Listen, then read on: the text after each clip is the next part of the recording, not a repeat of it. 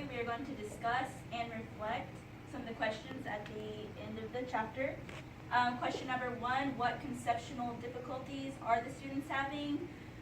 The students are having difficulties differentiating between tension and compression. Question number 2, why do you think the students are having these conceptual difficulties?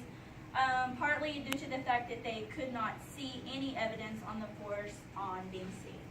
On number 3, if you were the teacher, what would you do?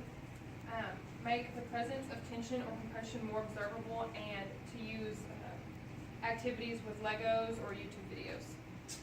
4, what do you think about teaching abstract concepts such as tension and compression in this manner? It obviously does not work very well since they're not getting be able to visualize what's actually happening. They're not understanding the concept as a whole, so they're not learning really anything. They're just spending their time being confused and trying to learn about the basics of what's being taught. So they're not advancing a lot, so it's definitely not a good manner to teach it. Number 5, what are some alternative approaches to teaching this concept that might be more developmentally appropriate?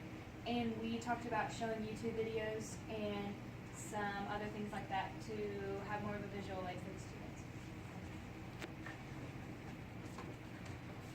And number 6, what might be some ways in which Maria can make the concepts of tension and compression more visible to students for their inquiry into structures?